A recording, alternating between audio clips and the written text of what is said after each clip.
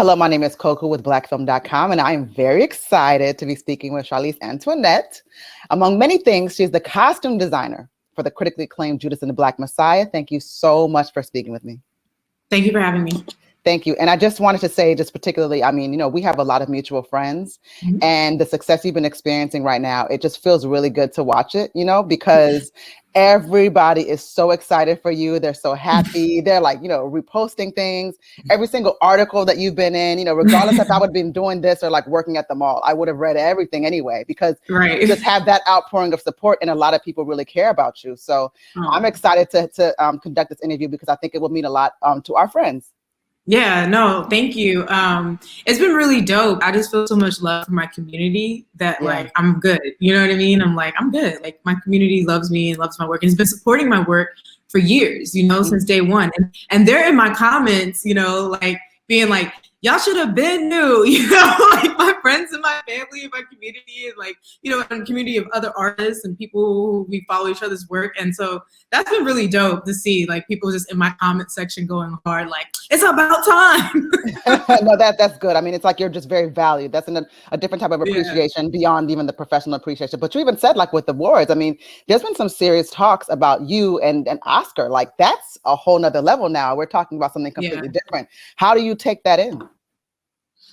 Yeah, so it's been interesting. This is my first time being a part of a press run, as far as like for an awards junket and awards season being considered.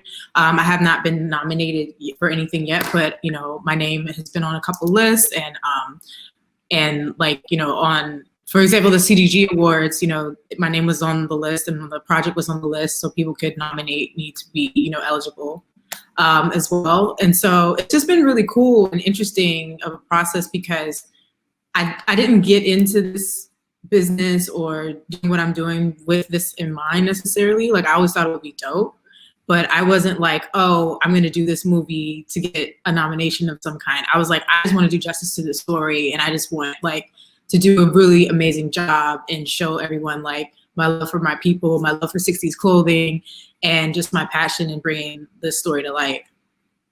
And you did a great job. And how were you introduced to the film?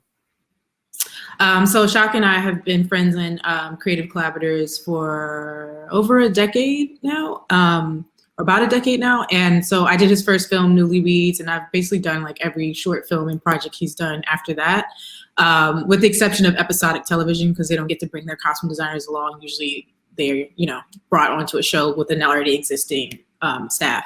So with the exception of that, I've done all his personal projects. So short films, features, etc.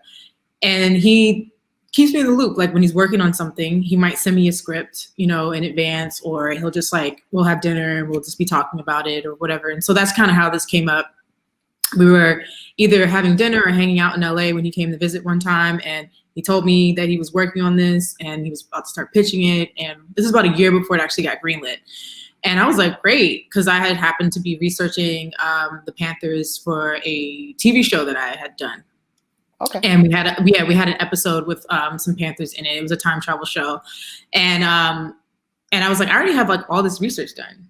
I've researched. You kind of readied yourself. You didn't realize, but you already. Yeah, it was just very serendipitous in that way. I was like, wow, that's kind of crazy. And so after that, I started researching specifically Chairman Fred's life and the Illinois party specifically, because the Illinois party in the Oakland headquarters had a different vibe aesthetically.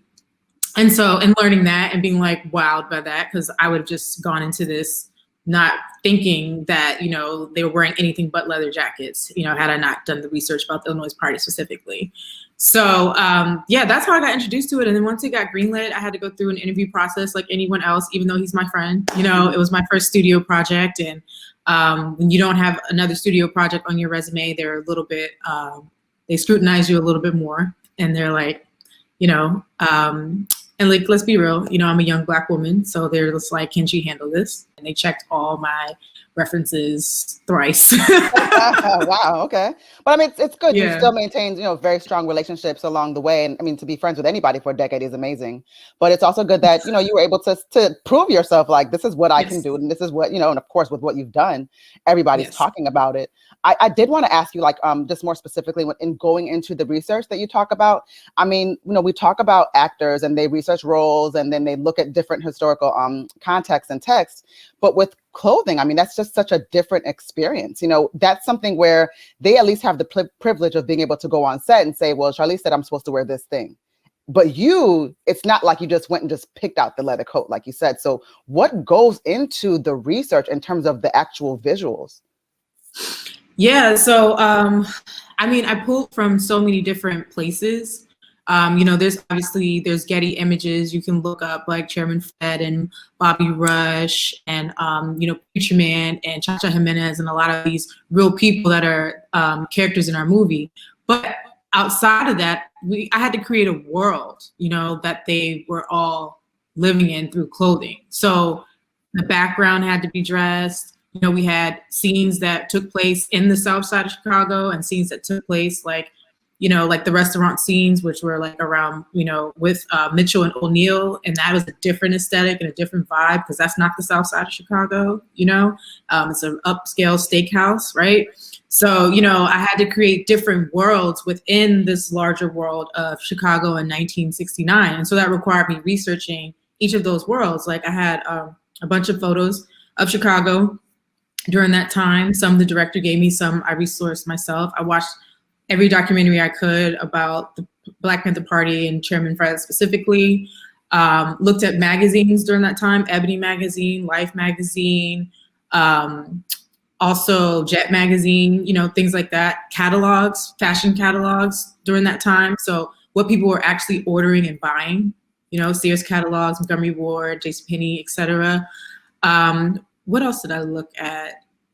Oh, like lots of photographers and documentarians were following Chairman Fred and the Illinois Party specifically. So once I started digging, there was like a wealth of resources that I didn't even realize existed. It's like once you start researching, you go down the rabbit hole, you're like, oh, this stuff is hiding in plain sight. Like, and I've had a lot of conversations with journalists where after we talk, they're like, I had no idea all this information was readily available until I talked to you. And I'm like, yeah, it's kind of nuts. So I thought I was actually going to have a harder time doing research than I actually did. I was like, oh, like when I started digging, it was all there. And even though there wasn't a ton about Chairman Fred's life prior to him becoming the chairman of the Illinois Party, there was so much about that year time that we're depicting. There was so much. There's documentaries of Chairman Fred, Bobby Rush, Bob Lee meeting with the Young Patriots that we actually based the Young Patriots look and feel aesthetically on, because we had people, men, women of all ages in the audience in the background as they're talking to them. So we can get a feel for what their vibe was from this footage. It was such a blessing. And I don't think people realize, like, once you start digging, like, you can learn so much about that year and what happened in the Rainbow Coalition and the Illinois Party and what Chairman Fred was doing. Yeah, I was born in Chicago, so I have a little bit more. I'm not going to say that I was intensely knowledgeable about Chairman Fred or on that level, but there's a little bit more that I knew that I realized wasn't necessarily common knowledge on a general level. So but watching this movie and just talking to you and talking to Shaka and just getting a better understanding of what really happened and just reading and doing my own knowledge, it's just fascinating to see how young that he was, even, when he was assassinated. And going to that, I wanted to ask you, it's one thing when we were watching it, as the audience, but when you're actually on set and you're experiencing those really intense moments, especially with someone like Lakeith, you know what I mean? What was that like in the moment? Just the weight of the emotion because these are people that you also know, but the role is so intense and it's very sad.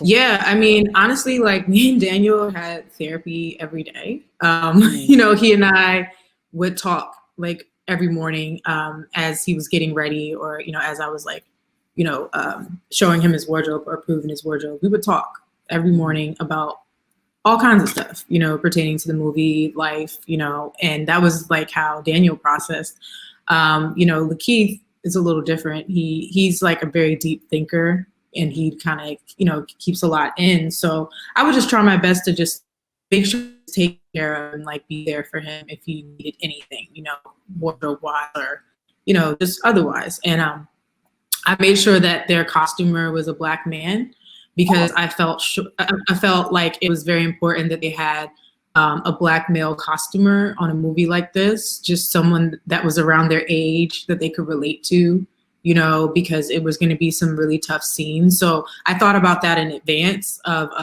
us actually shooting and fought for it, because the production didn't feel like the person had enough experience. And I was just like, he needs to come. And he was also somebody that I'd worked with on a regular basis that I knew I could trust, because Cleveland was a new city. I didn't know anybody there really, you know. So you kind of need people you can trust around on a project like this, because it's, you know, it's such a big project and it's such an emotional project, right? And so there was a couple of things like that that I put into place. For me, being the costume designer and like really living with the material and breaking down the material in a way that most people don't, because I have to plan for anytime someone's getting shot. I have to plan for it. I need to know exactly where they're getting shot, you know, how they're rigging it. Like, is this bullet hole going to be made in post and we're just adding blood to the garment? Is the garment going to be squibbed and it's actually going to explode on camera and a blood packet seep out, right? So when we're talking about all these shootout scenes, and particularly the assassination scene at the end, all those like shots and how bloody everyone was, I've been in multiple meetings about it, you know, and planned for it. And so, and study crime scene photos, you know, of his actual murder. So like all these images were like in my brain the entire time we were shooting, because I'm planning for it. It's really heavy, to the point where like I realized after this project how much that like affects me, and I'm trying to steer away from doing stuff like this for a little while, because it took a lot to like reset for me after that, because it's just it's a very traumatic story that we're telling. And then as the costume designer, I have to tell that story through clothing. And if people are getting shot, there's blood all over the clothing, you know? I would have never, ever thought about that. But just the way that you said it, I can just but imagine. And I think that it's really important, what you said. It's really about representation. And the fact that you just had the thought to say, this has to be a young Black man that's around their ages that's helping out to make this process something that is just a little bit easier to deal with, and, you know, with the, you know, the emotional weight of it. So, I mean, that's incredible that you had that foresight to think that that would be the best thing, and that you fought for it, you know? I mean, I just couldn't have someone there that was insensitive in any way, you know, and sometimes people don't realize what they're saying or doing is insensitive, and that can totally throw off an actor's performance. And I just couldn't risk that, you know, coming from my team, you know, like for sure. I personally couldn't risk that, because my team works so closely with the actors. I mean, you know, my team is the people who are like holding on to their personal belongings and when they go on camera and fixing them and putting blood on them and, you know, just we deal with a lot of like intimate things, you know, in the costume department, more than people realize. Like a lot of stuff we deal with that is in confidence, you know? And so I needed to make sure that the person who was with them on a regular basis, because I couldn't always be there, right? You know, because I'm dealing with, you know, the entire scope of the movie, but I needed their personal to be someone who got it and who they could feel comfortable with, and who wouldn't accidentally say something to offend them and ruin their day, you know? For sure. So, yeah. So what's next for Charlese Antoinette? I don't know. I feel like so many things have been thrown at me, you know, in a good way, and like thrown in a good way. So there's a lot of things that I'm being presented with, and it's just like, what do I want to do? You know, is it what I want to do? But also I need to make money, because last year was like a little crazy for me and I didn't work as much. So this is that balance. I definitely want to shift away from doing Black trauma stories. I'm glad I did this story because it was a story that definitely needed to come to light. But I want to do something different. I want to do something that's a departure for what I've done in the past. Definitely trying to lean more into doing some like sci-fi or stuff like that, or I'd love to do some more like fantasy work. Definitely still want to do projects that, you know, center our stories, but also want to be able to go beyond that, you know, and just show people what else I can do. You know, like I proved that I can do amazing contemporary work, comedic work, and now period pieces. So like I think sci-fi and fantasy would be really dope to like dive into next. I think that'd be great for you. There's a lot of Black sci-fi out right now that's really, really good, and it's very popular. I guess people didn't really necessarily think we wanted to hear those kinds of stories, but we love them. So even like with HBO as well, like Lovecraft Country, that was an amazing show, and I'm looking forward to that season. I'd love to see you on that too, you know. Yeah, I mean, the costume designer who does that does an amazing job, and I'm not trying to take nobody's job. Right. These, you know, it's funny because like people, you know, talk to me about different shows, like, oh, you should be doing that show, and I'm like, y'all know I actually know some of these people, right? Those are my friends. Yeah, like you can't do that. You can't put me on the spot like that. I actually like, and if I don't know them, like they know people I know, like so you know. Is the costume designer community, is it smaller? Is that in that way? It's feeling a lot smaller, and it got smaller because of the pandemic, because we were all off work. So we were actually able to talk to each other because usually like we're all over the place on set.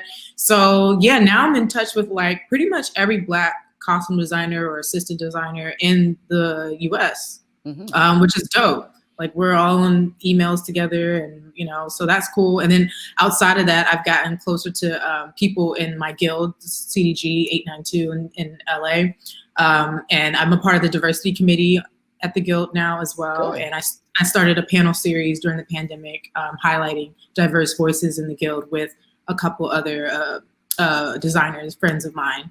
And, you know, and so that was great. That was a really cool thing to accomplish. So, but we had time, you know, we had time to like talk to each other and get to know each other and work on these projects together and, you know, try to make some sort of a difference as far as like making sure diverse voices are being heard during this time. And so that was cool. And it was really encouraging because I didn't realize that my guild would be so open to that. So that was dope. It was really, really dope. I think the film industry is like, they're trying, you know, they're trying a lot more than some of the other industries, but it's still hard. Like there's a long way to go. Like these are like decades and almost centuries of systems. Yeah, you know, that have been put in place that we're trying to dismantle within like a year's time, and that's just not realistic, you know? No, that's fair. And I just love that, you know, everything that you do is about inclusivity and positivity. And again, it just shows what your character is like and why so many people are just like, Charlie, that's my friend. So I'm super, super honored to interview you, and I just look forward to all of your future works. And I think it's just great that you're taking the time to pick projects that make sense for you and that definitely don't put you in a place where, you know, you're having an emotional weight that you have to deal with. You know, that's, you know, this is very intense. Yeah. We'll see, you know, like, we'll see. Yeah. Like, I think, like I said, that might be my last one for a bit, but, we'll see. Like if something else pops up and I'm like, you know what, really passionate about this story, you know, I'll do it. But for now, I really want to do something light next. I know, for sure. No, I get you. Well, I thank you so much for your time. My name is Koku with blackfilm.com. Judas and the Black Messiah is out now, HBO Max, streaming through March 14th, and also in select cinemas. Ladies and gentlemen, this is Charlese Antoinette. She's the costume designer, an amazing person. Many, many, many, many people think so, and they have a right to, because she has shown us nothing but good positivity and great work as well. Very talented woman. Thank you. Thank you for your time.